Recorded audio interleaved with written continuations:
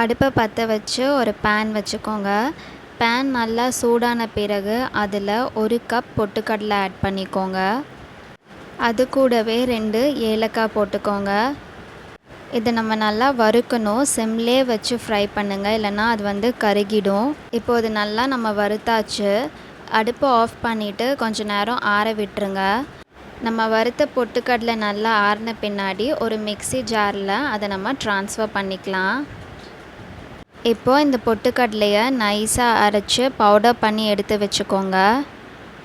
இப்போ நீங்கள் ஜாரில் பார்க்குற அளவுக்கு அதை பவுடர் பண்ணணும். இதை ஒரு பவுலில் ட்ரான்ஸ்ஃபர் பண்ணி வச்சுக்கோங்க. திரும்ப அடுப்பு பற்ற வச்சு ஒரு பேன் வச்சுக்கோங்க. பேன் நல்லா சூடான பிறகு நம்ம எந்த கப்பில் பொட்டுக்கடலை எடுத்தோமோ அதே கப்பில் 3/4 வாசி வெல்லம் எடுத்துக்கோங்க. அதில் தண்ணி ஊற்றி நல்லா அதை கரைச்சிக்கோங்க. இப்போது கரைச்ச அந்த வெல்லமை நான் இந்த பேனில் ஊற்றியிருக்கேன். இது கொதித்து வரணும். நீங்கள் வெல்லத்துக்கு பதிலாக சர்க்கரை கூட யூஸ் பண்ணிக்கலாம். ஆனால் சர்க்கரையை விட வெல்லம் தான் நல்லது. அதனால் நான் இங்கே வெல்லம் யூஸ் பண்ணுறேன். உங்களுக்கு எது பிடிக்குமோ நீங்கள் அதை யூஸ் பண்ணிக்கோங்க. இப்போது இது நல்லா கொதித்து வந்துட்டுருக்கு. இந்த ஸ்டேஜில் நம்ம அரைச்சி வச்ச பொட்டுக்கடலை பவுடரை இதில் ஆட் பண்ணிக்கோங்க. இப்போது கட்டி பிடிக்காமல் நம்ம நல்லா கலந்து விடணும். வெள்ளைப்பாகும் நம்ம ஆட் பண்ண பொட்டுக்கடலை பவுடரும் நல்லா ஒன்றோடு ஒன்று மிக்ஸ் ஆகணும். அதனால் நீங்கள் கண்டினியூஸாக ஒரு கரண்டி யூஸ் பண்ணி இதை மிக்ஸ் பண்ணிகிட்டே இருங்க.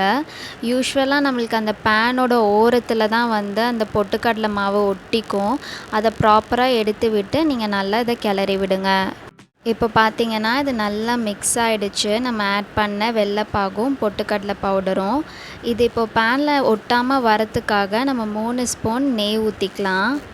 இதையும் நல்லா கிளறி விடுங்க. அல்வா பதத்துக்கு வரணும் இது.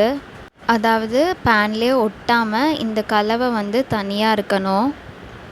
இதை பார்த்தாலே தெரியும். இப்போ நம்ம இதை ஒரு சைடாக தள்ளோன்னா அது பேனில் ஒட்டாமல் அப்படியே தனியாக வருது. இந்த கன்சிஸ்டன்சி தான் நம்மளுக்கு கரெக்டான கன்சிஸ்டன்சி. ஸோ இப்படி வந்தக்கப்புறம் அடுப்பை ஆஃப் பண்ணிடுங்க. இப்போது ஒரு கிண்ணத்தில் சைடில் பாட்டம்லலாம் நெய் தடவிக்கோங்க. அப்போ தான் அந்த பர்ஃபி ஒட்டாமல் வரும்.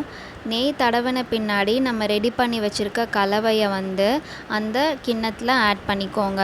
அது ஃபுல்லாக ஆட் பண்ணக்கப்புறம் ஒரு ஸ்பூன் யூஸ் பண்ணி அதை சரிசமமாக ஆக்கிக்கோங்க. இப்போது அதை டிஸ்டர்ப் பண்ணாமல் நல்லா ஆற விட்டுருங்க. அப்போ தான் அது நல்லா செட் ஆகும். அது நல்லா செட்டான பிறகு ஒரு பிளேட்டில் இப்படி கவுத்துனீங்கன்னா அது நெய் போட்டிருக்கனால ஒட்டாமல் வரும். இப்போது ஒரு கத்தி யூஸ் பண்ணி உங்களுக்கு வேணுங்கிற ஷேப்பில் அதை கட் பண்ணிக்கோங்க. கட் பண்ண பிறகு இதை இன்னமும் நல்லா ஆற விட்டுருங்க.